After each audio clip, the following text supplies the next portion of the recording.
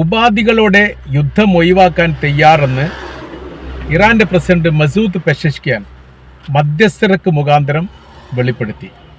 രണ്ട് തരത്തിലുള്ള മധ്യസ്ഥ ശ്രമമാണ് നടന്നത്. ഒന്ന് റഷ്യയുടെയും പാകിസ്ഥാൻ്റെയും നേതൃത്വത്തിൽ, മറ്റൊന്ന് ചൈനയുടെയും റഷ്യയുടെ നേതൃത്വത്തിൽ. ഇവർക്ക് മുഖാന്തരം 3 നിർദ്ദേശങ്ങൾ മുന്നോട്ട് വച്ചിരിക്കുന്നു. ഈ നിർദ്ദേശം പാലിക്കപ്പെടുകയാണെങ്കിൽ നിലവിലെ യുദ്ധം അവസാനിപ്പിക്കാൻ തങ്ങൾ തയ്യാറാണ് എന്ന തരത്തിലാണ് ഇറാൻ പ്രതികരിച്ചത്. ഇത് ഏറെ പ്രതീക്ഷയുണ്ടാക്കുന്ന കാര്യമാണെന്നും ഇതിൽ ഊന്നിയിരിക്കുന്ന ചർച്ച അടുത്ത ദിവസം തന്നെ തുടർ ദിവസങ്ങളിൽ ഉണ്ടാവും എന്ന തരത്തിൽ റഷ്യയുടെ ഭാഗത്തു നിന്ന് മറുപടിയും വന്നു. അവർ പറഞ്ഞിരിക്കുന്ന കാര്യം ഇങ്ങനെയാണ്: ഇറാൻ്റെ അവകാശങ്ങൾ ഉറപ്പുവരുത്തണം. ഇറാൻ്റെ അവകാശം എന്ന് പറഞ്ഞാൽ വളരെ കൃത്യമായ രീതിയിൽ ഒരു രാജ്യം നിലനിൽക്കേണ്ട അനിവാര്യമായിരിക്കുന്ന ഘട്ടങ്ങളിലെല്ലാം അതിനെതിരെ ഉപരോധം കൊണ്ടുവരിക, പ്രശ്നങ്ങൾ ഉണ്ടാക്കുക, തടയപ്പെടുക, യുദ്ധം പ്രഖ്യാപിക്കുക, ഇത്തരം പ്രവർത്തനങ്ങളൊക്കെ അമേരിക്ക പതിറ്റാണ്ടുകളായി ചെയ്തു വരുന്നു. മാത്രമല്ല തങ്ങളുടെ ഏറ്റവും ഈ മുതിർന്ന നേതാക്കന്മാരെ മറ്റ് രാജ്യങ്ങളിൽ വെച്ച് കൊലപ്പെടുത്തുന്ന പ്രവർത്തനങ്ങൾ അങ്ങനെയും ചെയ്തു വരുന്നു. ഇത്തരം തങ്ങളുടേതായിരിക്കുന്ന ഈ സംവിധാനത്തിന് നേരെ ആക്രമണം നടത്തുന്ന പ്രവർത്തനങ്ങൾ അവസാനിപ്പിക്കണം. അതാണ് ഇതുകൊണ്ട് ഉദ്ദേശിച്ചത്, അവകാശങ്ങൾ കൊണ്ട് ഉദ്ദേശിച്ചത്. രണ്ടാമത്തത്, ആക്രമിച്ചത് ഇസ്രായേലും അമേരിക്കയുമാണ്. ഭീമമായിരിക്കുന്ന നഷ്ടം ഞങ്ങൾക്കുണ്ടായിട്ടുണ്ട്, അതിന് നഷ്ടപരിഹാരം നൽകണം. മൂന്നാമത്തത്, മേലിൽ ആക്രമിക്കില്ലെന്ന് മധ്യസ്ഥർ മുഖാന്തരം കരാറുണ്ടാക്കണം. ആ കരാറിൻ്റെ അകത്ത് 5 രാജ്യങ്ങളെങ്കിലും സാക്ഷ്യപ്പെടുത്തണം. അത് 1 or 2 രാജ്യങ്ങൾ സാക്ഷ്യപ്പെടുത്തിയാൽ പോരാ, 5 രാജ്യങ്ങൾ. അത് റഷ്യ നിർബന്ധമായിട്ട് ഉണ്ടാവുകയും വേണം. അത് റഷ്യനെ ഉൾക്കൊള്ളിച്ചതിൻ്റെ കാര്യം അവർ പറയുന്നത്, ഏതെങ്കിലും തരത്തിൽ ഈ കരാർ വ്യവസ്ഥ ലംഘിക്കപ്പെടും എന്നുള്ള ഉറപ്പാണ്. അങ്ങനെ ആ സമയത്ത് ഈ റഷ്യ എന്ന് പറയുന്ന രാജ്യം ഇറാനോടൊപ്പം ചേർന്ന് നിൽക്കണം എന്നുള്ളത് ഇറാന് നിർബന്ധമാണ്. അതുകൊണ്ട് റഷ്യ അതിൽ ഇൻവോൾവ് ആവുക എന്നുള്ളത് മാത്രമല്ല, പകരം 5 രാജ്യങ്ങൾ വേണമെന്ന് പറഞ്ഞാൽ എന്താണെങ്കിലും റഷ്യ ഉണ്ട്, പിന്നീട് ചൈന ഉണ്ട്, പിന്നീട് ഇപ്പോഴത്തെ നിലവിലെ പാകിസ്ഥാനുണ്ട്. 3 രാജ്യങ്ങൾക്ക് പുറമെ ഫ്രാൻസിനെയും തുർക്കിയെയും അതിൽ ഉൾക്കൊള്ളിപ്പിക്കാൻ സാധ്യതയുണ്ട് എന്ന തരത്തിലും ഈ വിഷയവുമായിട്ട് ബന്ധപ്പെട്ട് റിപ്പോർട്ട് വരുന്നു. അത് ഔദ്യോഗികപരമായി വന്നിട്ടില്ലെങ്കിൽ പോലും. കാര്യം എന്ന് പറയുന്നത്, ഇത് ഇറാന് നേരെയുള്ള അമേരിക്കയുടെ ഭീഷണി ഇന്നോ ഇന്നലെ ഉണ്ടായതല്ല, അത് പതിറ്റാണ്ടുകൾക്ക് മുമ്പേ ഉണ്ട്. ഞങ്ങളുടെ സൈനിക കമാൻഡറെ പോലും ഇറാഖിൽ വെച്ച് കൊലപ്പെടുത്തിയിട്ടുണ്ട്. അതിൻ്റെ ഒരു തുടർ ചലനങ്ങൾ ഇനി ഉണ്ടാവില്ല എന്ന് ഉറപ്പ് പറയാൻ പറ്റില്ല. അതുകൊണ്ട് തന്നെ എന്ത് ചെയ്യണം? ഇതിന് വളരെ കൃത്യമായിരിക്കുന്ന സൈനിക ബലമുള്ള, ശക്തിയുള്ള, ഇടപെടാൻ മാത്രം കെൽപ്പുള്ള ആളുകളാവണം. അതിന് ഇറാൻ പറയുന്ന ഉദാഹരണം എന്ന് പറഞ്ഞാൽ, 2ാം ഘട്ട വെടിനിർത്തൽ, ഗസ ഇസ്രായേൽ വിഷയവുമായിട്ട് ബന്ധപ്പെട്ട് 2ാം ഘട്ട വെടിനിർത്തൽ ഈജിപ്തിൽ വെച്ച് നടന്നിട്ടുണ്ട്. അതിൽ 20 രാജ്യങ്ങൾ പങ്കെടുത്തിട്ടുണ്ട്. അമേരിക്കയാണ് അതിന് നേതൃത്വം നൽകിയത്. എന്നാൽ 500-ലധികം തവണയെങ്കിലും കരാർ വ്യവസ്ഥ ലംഘിക്കപ്പെട്ടിട്ടുണ്ട് എന്ന് അന്താരാഷ്ട്ര മീഡിയകൾ ഈ വിഷയവുമായിട്ട് ബന്ധപ്പെട്ട് റിപ്പോർട്ട് ചെയ്തു. കരാർ വ്യവസ്ഥ നിലനിൽക്കുന്ന സമയത്ത് 400-ലധികം ഫലസ്തീനികൾ കൊല്ലപ്പെട്ടിട്ടുണ്ട് എന്നുള്ളത് ഗസയിലെ ആരോഗ്യ ഡിപ്പാർട്ട്മെൻറ്റും റിപ്പോർട്ട് ചെയ്തു. അത് UN സഭ ശരിവെക്കുകയും ചെയ്തു. അപ്പോൾ ഈ കരാർ നിരന്തരം ലംഘിക്കപ്പെടുന്ന സമയം ഉണ്ടായിട്ടും ഈ പറയപ്പെട്ട 20 രാജ്യങ്ങളിൽ ആർക്കും എന്തെങ്കിലും ഒന്ന് ചെയ്യാനൊന്നും പറ്റിയിട്ടില്ല. അവർ ചുമ്മാ നോക്കി നിന്ന് എന്നല്ലാതെ അതിലെ കരാർ വ്യവസ്ഥ ലംഘിക്കുന്നുണ്ട്, അതിന് നടപടിയെടുക്കണം, അതില്ലെങ്കിൽ അതിൽ ഇടപെടണം എന്ന് പറഞ്ഞിട്ട് ഏതെങ്കിലും തരത്തിലുള്ള ഇടപെടൽ നടത്താൻ വേണ്ടി സാധിക്കാതെ വെറുതെ നോക്കി നിൽക്കുകയാണ് ചെയ്തത്. ഇറാൻ ആ കരാർ വ്യവസ്ഥ പ്രകാരം അതിലേക്ക് ക്ഷണിക്കപ്പെട്ടതാണ്, ഞങ്ങൾ പോവാതിരുന്നതാണ്. കാര്യം ഒരിക്കൽ പോലും ഈ കരാർ വ്യവസ്ഥ ലംഘിക്കപ്പെടുകയാണെങ്കിൽ അത് ക്ലിയർ ആക്കാൻ പറ്റിയ ഒറ്റ രാജ്യം അതിലില്ല. ഈജിപ്തിൽ വെച്ച് ആ കരാർ വ്യവസ്ഥ ഉണ്ടാക്കിയത് തെറ്റാണെന്നുള്ള അഭിപ്രായമാണ്. എപ്പോഴും സൈനികമായിരിക്കുന്ന ബലവും ശക്തിയുള്ള രാജ്യങ്ങൾ ഇത്തരം കരാർ വ്യവസ്ഥയിൽ ഇൻവോൾവ് ആവണം എന്നുള്ളത് നിർബന്ധമാണ്. അതുകൊണ്ടാണ് ഇറാൻ ഇപ്പോൾ ഈ വിഷയവുമായിട്ട് ബന്ധപ്പെട്ട് പറഞ്ഞത് 5 രാജ്യങ്ങൾ വേണം, 5 രാജ്യങ്ങൾ സാക്ഷ്യപ്പെടുത്തണം.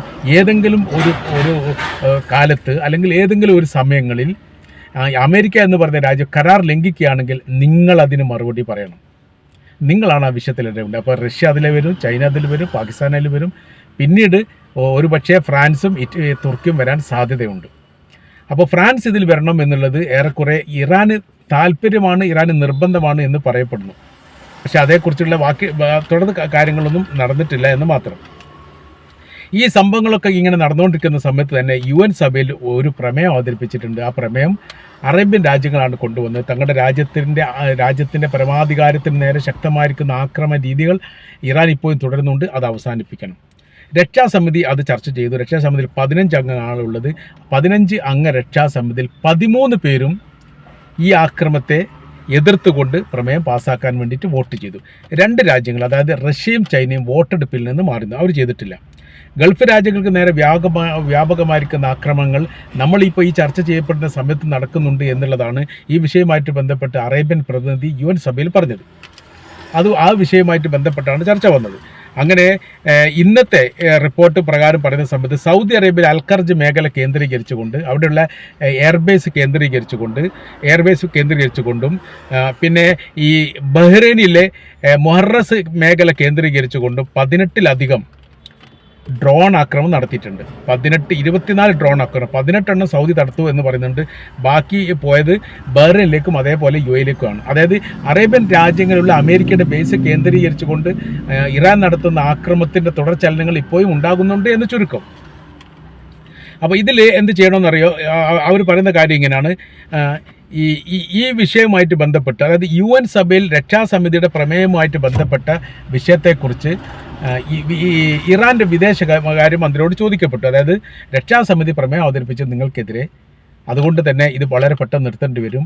UN സഭയുടെ ഈ നിയമവ്യവസ്ഥയ്ക്ക് വിരുദ്ധമായിരിക്കുന്ന പ്രവൃത്തിയാണ് ഇപ്പോൾ ചെയ്യുന്നത് എന്നുള്ളത് ഇറാൻ്റെ വിദേശകാര്യമന്ത്രി ചോദിച്ച വളരെ പ്രധാനമായിരിക്കുന്ന ഒരു ചോദ്യമുണ്ട്. രക്ഷാസമിതിയും UN സഭയും സംവിധാനങ്ങളും എത്ര പ്രാവശ്യം ഇസ്രായേലിനെതിരെ പ്രമേയം അവതരിപ്പിച്ചിട്ടുണ്ട് എന്ന് നിങ്ങൾക്കറിയാമോ എന്ന് പ്രസക്തമായിരിക്കുന്ന ഒരു ചോദ്യമാണ്. എത്ര പ്രാവശ്യം ഇസ്രായേലിനെതിരെ പ്രമേയം അവതരിപ്പിച്ചിട്ട് നിങ്ങൾക്കറിയാമോ? എന്നിട്ട് ഇസ്രായേൽ എന്ത് ചെയ്തു? അതും നിങ്ങൾ പഠിക്കേണ്ടതുണ്ട്. അപ്പോൾ പ്രമേയം അവതരിപ്പിക്കുക എന്ന് പറഞ്ഞാൽ അതൊരു ചടങ്ങായിട്ട് നടത്തപ്പെടുന്ന പ്രവൃത്തി എന്നല്ലാതെ അത് സാധാരണഗതിയിൽ പാലിക്കപ്പെടാറില്ല. 30-ലധികം തവണ ഇസ്രായേൽ സ്വാതന്ത്ര്യമായതിനു ശേഷം ഇസ്രായേലിനെതിരെ UN സഭ പ്രമേയം അവതരിപ്പിച്ചിട്ടുണ്ട്. ഒന്നും പാസ്സാക്കാൻ സാധിച്ചിട്ടില്ല. വീറ്റോ പവർ ഉപയോഗിച്ച് പല പ്രാവശ്യവും പല പ്രമേയവും അമേരിക്ക വീറ്റോ ചെയ്തിട്ടുണ്ട്. അപ്പോൾ ഇത് ന്യായവും അന്യായവും അല്ല ഇവിടുത്തെ വിഷയങ്ങളിൽ.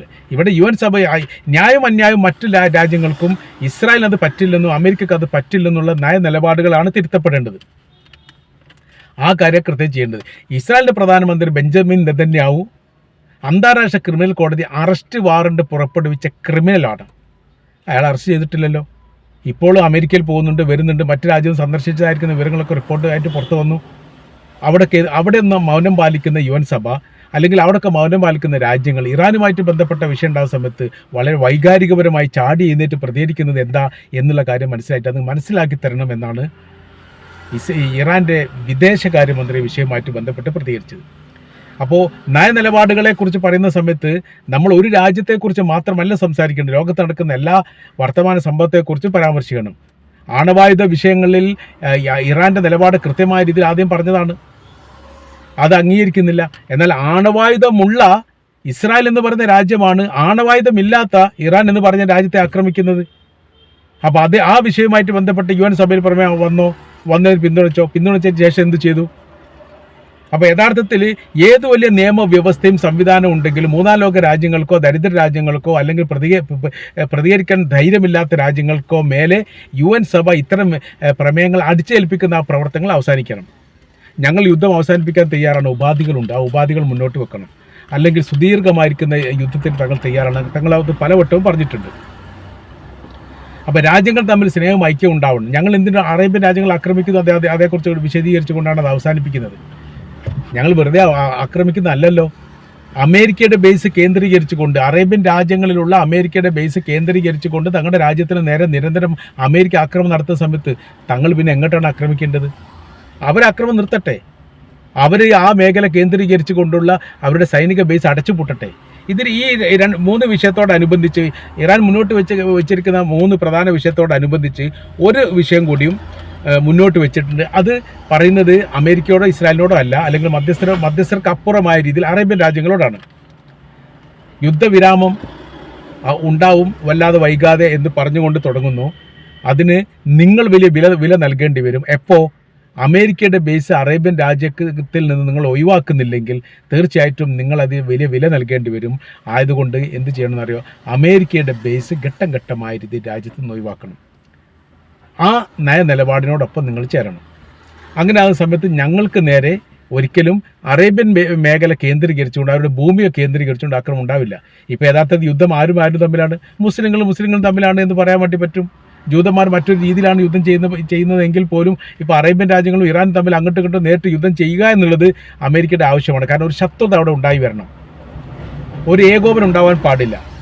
സൈനികമായി ബലമുള്ള ശക്തിയും സാമ്പത്തികപരമായി മുന്നേറ്റമുള്ള ശക്തികളും തമ്മിൽ യോജിക്കാൻ പാടില്ല. അത് വലിയ രീതിയിലുള്ള പ്രയാസം അമേരിക്കക്കും ഇസ്രായേലും ഉണ്ടാക്കും. അത് വളരെ കൃത്യമായ രീതിയിൽ അവർക്ക് അറിയാവുന്നതാണ്. അതുകൊണ്ട് തമ്മിൽ അടുപ്പിക്കുക എന്നുള്ള പ്രവർത്തനങ്ങൾ സാധാരണഗതിയിൽ ചെയ്യുന്ന പോലെയുള്ള ഒരു പ്രവർത്തനമാണ് യഥാർത്ഥത്തിൽ ഇപ്പോൾ ഇറാനും അറേബ്യൻ രാജ്യങ്ങളും തമ്മിൽ നടത്തുന്നത് എന്ന് തീർച്ചയായിട്ടും ഈ വിഷയവുമായിട്ട് ബന്ധപ്പെട്ട് നമുക്ക് മനസ്സിലാക്കാൻ വേണ്ടിയിട്ട് സാധിക്കുന്നതാണ്.